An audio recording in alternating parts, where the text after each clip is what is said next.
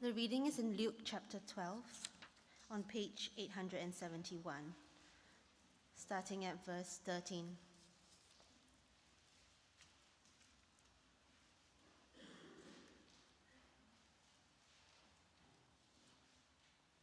Someone in the crowd said to Jesus, "Teacher, tell my brother to divide the inheritance with me." But he said to him, "Man, who made me a judge or arbitrator over you?" And he said to them, "Take care and be on your guard against all covetousness, for one's life does not consist in the abundance of one's possessions." And he told them a parable, saying, "The land of a rich man produced plentifully, and he thought to himself, 'What shall I do? For I have nowhere to store my crops.' And he said, 'I will do this. I will tear down my barns and build larger ones, and there I will store all my grain and my goods. And I will say to my soul, Soul, you have ample goods laid up for many years. Relax, eat, drink, be merry.' But God said to him, 'Fool, this night your soul is required of you, and the things you have prepared, whose will they be? So is the one who lays up treasure for himself and is not rich towards God.'"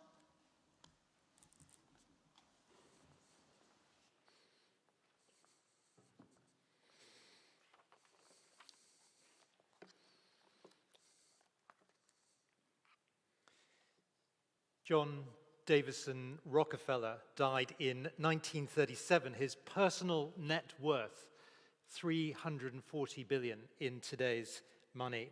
He's widely accepted as being the richest person in the modern era who has ever lived. And his success was due to the Standard Oil Company, a company that he founded.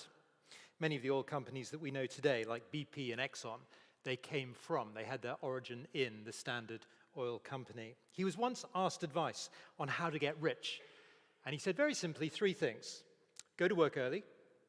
Secondly, stay at work late. Thirdly, find oil.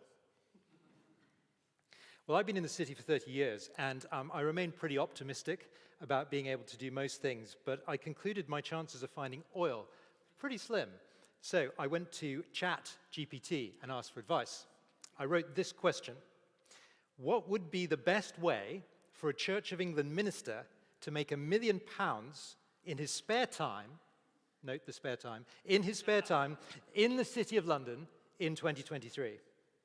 Well, the internet's most accessible artificial intelligence thought for about 4 seconds and then gave a very carefully crafted response. I quote exactly: "As I am AI, I must advise that any financial advice provided is purely educational in nature and should not be construed as professional financial advice. That being said," this is an exact quote, "as a general response to your question, it is not appropriate or ethical for a Church of England minister to use their position to make a large amount of money in the City of London." Which means I just got told off by AI.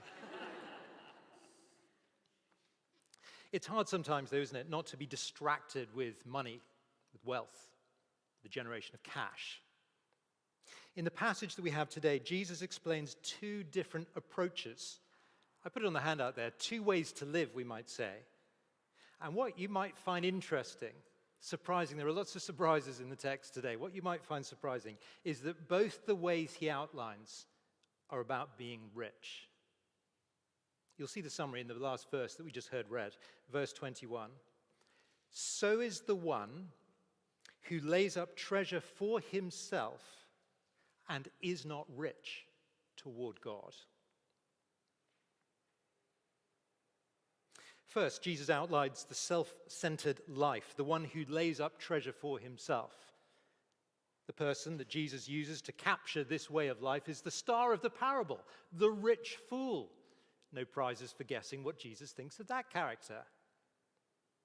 The life the rich fool lives might sound quite extreme, but again, another surprise is just how normal the life that's described as foolish would look today. It would just look very normal, especially in the context in which we are. And secondly, Jesus outlines the core characteristics of the alternative life, the one who's rich toward God. And we'll think more about what that looks like as well in due course. Let me just say a few things about money and wealth as we start. I think most of us, most of the time, assume that money and personal wealth is a strictly private matter. It's interesting that the Bible doesn't really speak about money and wealth and cash in those sort of terms. It's often much more open or challenging than we are prepared or comfortable to really admit. But also, it should be pointed out, the Bible does not condemn wealth. And it's really important that we understand that as Christians today. The Bible does not condemn rich people for being rich. In fact, the Bible is full of lots of super good rich guys and girls in the Bible. King Solomon, he had wealth that would have made J.D. Rockefeller look like a pretty small man, actually. And we mustn't forget the Magi. They were the wise men from the East. Undoubtedly, if you were with us at Christmas, I mean, we concluded then, didn't we, that they were the original crazy rich Asians. The Bible is not against rich people at all. And so the application of the passages on cash are always thought-provoking.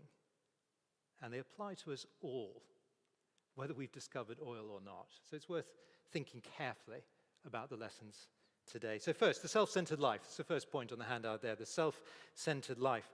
Remember, Jesus' fame has drawn huge crowds. We saw last week, people were trampling over one another. It's a sort of Glastonbury-type sort of experience. People were desperate to hear what Jesus had to say. And he was warning them last week, warning them about the poisonous, the contagious nature of the establishment's words and teaching, the Pharisees, the scribes of Jesus' day. We thought about that last week. And then suddenly, he finishes that, and then suddenly, 12 verse 13, look at where we started our passage today. Someone in the crowd said to him, to Jesus, "Teacher, tell my brother to divide the inheritance with me." It seems a little off subject, doesn't it? It's like the words of Jesus have had no impression on this guy at all. All he can think about, my inheritance, my inheritance. It's been famously said, when there's inheritance, 99% of people become wolves. Who knows what's going on in this guy's head? The person could only think about his cash. And he was convinced that he was being cheated. He saw Jesus as reasonable, and hence, the response that Jesus gives. Verse 14. Jesus, said to him, "Man, who made me a judge or an arbitrator over you?" You see, Jesus is not interested in becoming a local magistrate in this family dispute. But it does perfectly set up the thing that Jesus does want to do here. He wants to expose the danger of a self-centered life. And in that sense, it does follow on beautifully, and not surprisingly, exactly what's happened before. You see, the warning to beware of the hypocrisy of the establishments develop into warnings to beware of the danger of materialism. And that's the progress in terms of the argument. And so, turning to the wider crowd, well, Jesus starts by exposing covetousness. And so you'll see the subpoint there, coveting lots of stuff. Verse 15, and he said to them, "Take care and be on your guard against all covetousness." The man wants more of what he hasn't got. That is what coveting is, wanting something that you haven't got. And I guess all of us can relate to that, can't we? We all want more of what we haven't got at various times in our lives. Sometimes it's going to be driven by greed. Sometimes it could just be driven by a desire to provide a better life for ourselves, for those that we love around us. I mean, after all, we are overwhelmed, aren't we, by the advertisers all the time, being informed and persuaded and reminded about what we don't have, what we could have, what we should have. Many years ago, Plato wrote, "The desire of man is like a sieve or a pierced vessel, which he ever tries to and can never fill." More recently, Mark Twain, "Civilization is a limitless multiplication of unnecessary necessities." And I think this challenge that Jesus makes strikes closer to our hearts than we'd like to admit. Jesus goes on to show us why coveting is so dangerous. Coveting is so dangerous because you might actually get what you want. And to do this, Jesus shows us the super rich guy that we've made reference to already. He functions as a hypothetical character. He's the star of the parable and exposes the true danger of coveting. And you'll see the second bullet point there, getting lots of stuff. Verse 16. And he told them a parable, saying, the land of a rich man produced plentifully, and he thought to himself, what shall I do, for I have nowhere to store my crops? And he said, I will do this. I will tear down my barns and build larger ones, and there I will store all my grain and my goods. So, is this thoughtful, diligent planning and good stewardship? Well, at this stage, it could be construed that way, but look at verse 19. And I will say to my soul, soul, you have ample goods laid up for many years. Relax, eat, drink, be merry. You see, he doesn't want barns to store his goods so that he can be a good steward. He wants barns so that he can store his goods to serve himself. In the end, this man has one key priority, himself. He desperately wants self-time, me time we call it. Well, there are a few details in the text which really bring this to life. Look at verse 17 in the parable. It's really interesting. I mean, Jesus is telling this parable, but who becomes the main narrator of the parable? The guy in the parable. He assumes control, which of course makes the point sort of in a wonderful way within the story. The man takes over as the narrator, a clear indicator of increasing autonomy. And then look at the end of verse 17. Whose crops? My crops. Verse 18, the theme continues. My barns, my grain, my goods. The man lives for one purpose, to serve himself. End of verse 19 again. You have ample goods laid up for many years. Relax, eat, drink, be merry. There's something deeply appealing about the easygoing life. The sort of idea of just stepping to one side of the rat race and allowing things to just be comfortable. It's so appealing, isn't it? I mean, those lines, relax, eat, drink, and be merry. I doubt there's a single one of us who doesn't just think, yeah, that sounds good. Hard work for a season, careful management of resources, 5-star, first-class, room serviced, luxury life that just goes on. I've definitely shared this story before, but it seems all the more relevant now given my age, because in one of my first jobs, as I say, I've been working in the city for quite some time before as a church minister, about 10 years or so, and in my first job, we were all encouraged to sit down with financial advisors, and we were told, well, the first question we were asked, when do you want to retire? Let me just say, had I stayed in that career, had I followed the advice that was given, had I sort of retired at the age that I suggested I wanted to, I would have been retired for 3 years by now. And that hit me quite hard as I was preparing this again. But here's the shock. And I think this is where the punch of the parable hits home. You'll see the third subpoint. What happens then? Verse 20. God said to him, "Fool, this night your soul is required of you, and the things you have prepared, whose will they be?" Our man has overlooked one important detail. His riches are ultimately worthless. And it's really important to understand, a fool in the Bible is not a reference to somebody's mental ability. It's rather their spiritual discernment. And that becomes obvious with the reference to the soul. Verse 19 alerts us to the problem. And I will say to my soul, soul, you have ample goods laid up for many years. Here are the words of a fool. How can stuff like money, which is material, be useful to a soul, which is spiritual? One of the major influences in C.S. Lewis's life was George MacDonald. George MacDonald was quite a character. He was his sort of tutor as C.S. Lewis grew up, and MacDonald appears sometimes with that name in various sort of books that Lewis has written.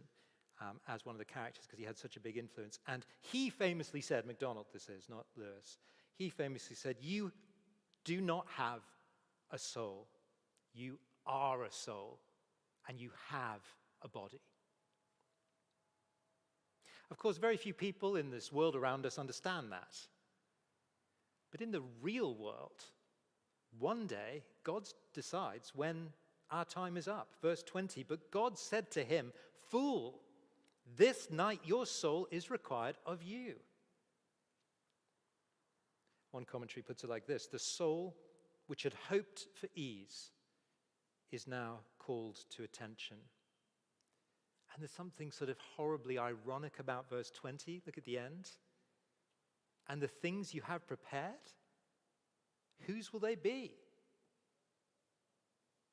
You see, no matter how big your coffin is. I had a big friend, to put it bluntly, who said to me, I'm going to have a big coffin, and I'm definitely putting my flat screen TV in that.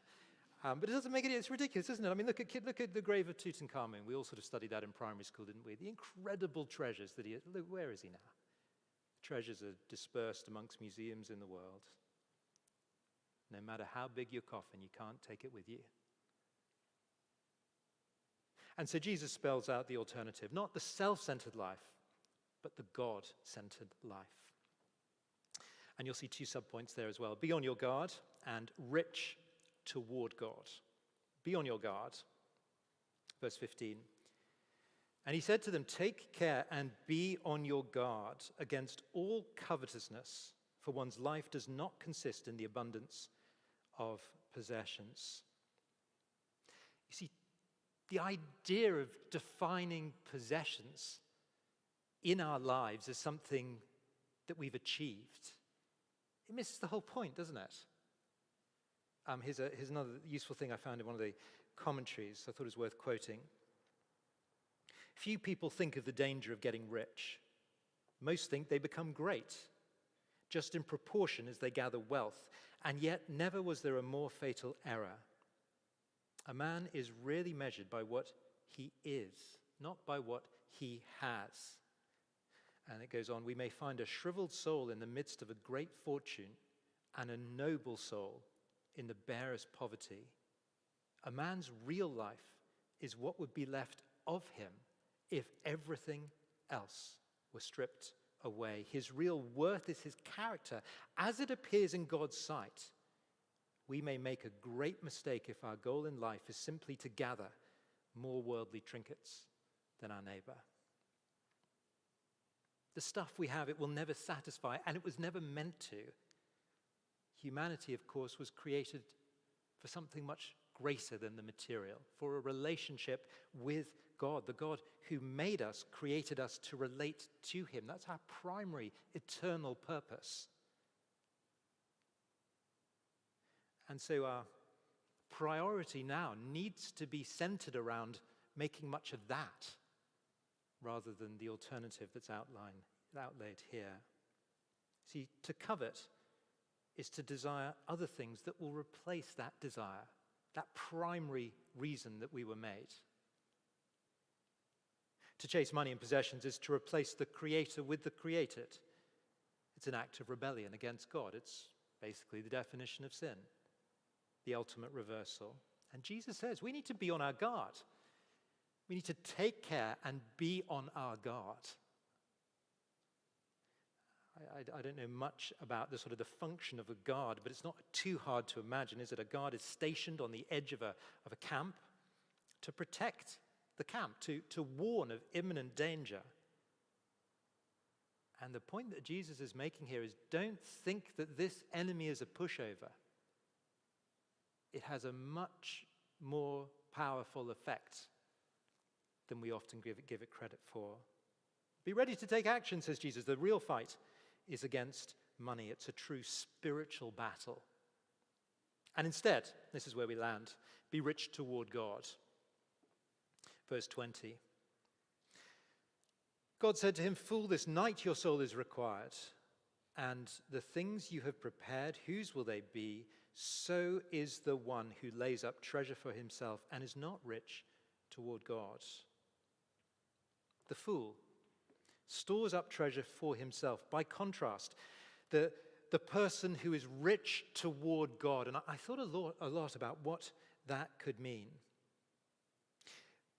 I think a sort of a quick reading, and we may well conclude that the obvious way to be rich toward God is to sort of, instead of having lots of sort of treasure and cash yourself, is just to give it all to the poor. That's the sort of thing, certainly most people who are looking in on Christianity think that Christians are all about giving to the poor. But Jesus is way more nuanced than that. Way more nuanced than some sort of prosperity gathering in a church which tells everyone to empty their pockets. Look at the phrase again. Last three words of the passage. Rich toward God. The real sort of change in my thinking, my understanding came when I sort of thought about the alternative. Rich toward God, rich toward self must be the opposite of that. Rich toward God, rich toward self. That means, if I'm rich towards self, well, it's the example we've seen already, isn't it? I make much of myself. I think highly of myself. I arrange my life with myself as the primary target, the goal. But if I'm rich toward God, well, that means that I make much of him. I think highly of him. I arrange my life and the things entrusted to me, including my wallet. I arrange them all with God as my priority. And so for every one of us, again, whether we've discovered oil or not, that will have direct implications. And it's worth really thinking about that. It's a wonderful sort of personal challenge. If I'm rich toward God, then I will be poor toward self. And it's got to impact everything. And so it'd be worth thinking about how you use your various sort of list of skills and resources that have been entrusted to you, your time and your various different parts of education where you've climbed to in your career, the ambitions that you have for your retirement, perhaps in your retirement, your family, your cash used for him, not for me.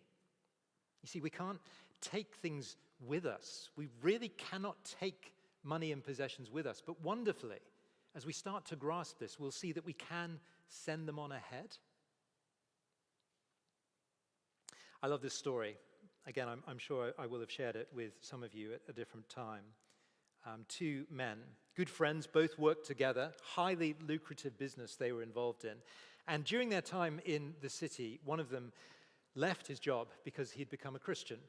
And he decided that the best thing for him to do in his situation was put his career to one side and instead go off and become a missionary. These two, they remain good friends. And the one who wasn't converted climbed higher and higher up the career ladder and became one of the sort of super rich that we often hear about. As time went on, they both became unwell. They both went into hospital. And the daughter of the missionary went to visit her father's old friend in what turned out to be his last days. And he said this to her. He said, "You may wonder why I cannot be as happy and content as your father. But just think of the difference between us. He is going to his treasure, and I must leave all of mine behind." To be rich toward God. I mean, that would be something really valuable to think about, wouldn't it? That's the primary application. You have to sort of work out what that means for you. Here are a few points to mull on. 1, don't get heart and soul confused. We need to think about the relative value of our soul compared to our body. Don't get our sort of body and soul confused. Let me try to illustrate this. This is a real ring. In this box is a ring that my grandmother, it was in my grandfather's will, but it was my grandmother's engagement ring. It's really beautiful. It's got all sorts of stones, which I won't try and name, but you can sort of see how they glisten. I went into Hatton Garden and asked various people, and they told me it was worth a lot of money. Now, just imagine. I should make it clear, it's no longer my ring. I gave it to my wife, obviously, but I thought, I'd borrow it today for the illustration. Just imagine, okay, this box, I reckon, is probably worth about 27p. The ring is worth a number of thousand. Okay. Now imagine being given something like this and getting really excited about the box. What a beautiful box. How amazing. I'm going to treasure that box. I'm going to look after that box. I'm going to work that box beautifully. You can see the point, can't you? We need to get body and soul the right way round. Secondly, you don't have as long as you want. Look at verse 20. I mean, verse 20 is there. It really should alarm us. Verse 20, God said to him, "Fool, this night your soul is required of you." This night. 3, what would sending treasure on ahead actually look like for you? That book that Jeremy mentioned, that would be a good place to sort of start, the Gospel Patrons book. Lots of people have found that really, really useful. And just to be clear, you don't need to have much, if any, money to be able to really think about being rich toward God. There's a few other books on the back you may find useful. There's another one called The Money Mentor that Jeremy's mentioned many times in the past as well. That's quite good. Think seriously about these things. There's a great illustration that came to mind from Schindler's List. I was asking some of the youngsters if they'd seen it. I sort of assumed nobody had watched it. And they all the people that had graduated in the last few years, all said, yeah, love it. Dad's favorite film, that sort of thing. So maybe I sort of assume you guys have seen it as well, Schindler's List. And at the end of the film, the war is over, and Mr. Schindler is sort of looking back on his achievements and looking at all the Jewish people that he's managed to save. He's sort of giving them various jobs in the sort of post-war life. He spent, of course, his entire personal fortune. He was super rich, and he spent almost his entire personal fortune to bribe German officials in order to save these people from the death chambers. But as he looks at them, he breaks down. It's a really moving sort of moment at the end of the film, and he says, "I could have done more." People around him try to console him, and then he points to his nice car. He's got a sort of Rolls Royce or something outside, and he says, "I could have sold it, and I could have saved a few more."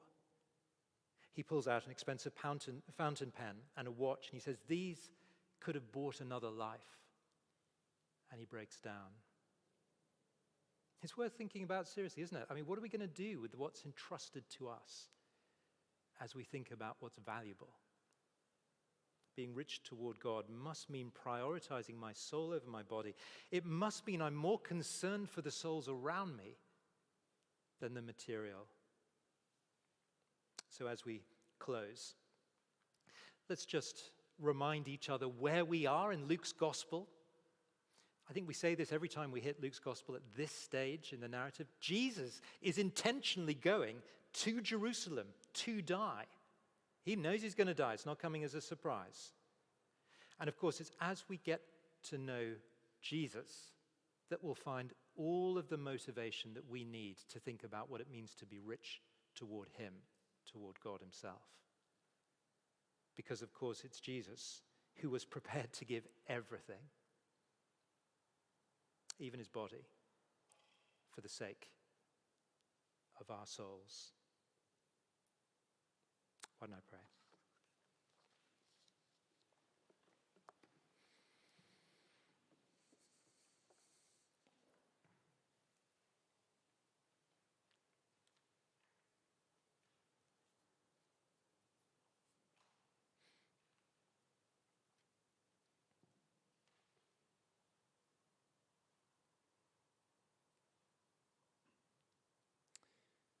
So is the one who lays up treasure for himself and is not rich toward God. Our loving Heavenly Father, we praise you for your word, and we thank you for this challenge. And we ask that you'll help each one of us to think about what it might mean in our lives. In Jesus' name, amen.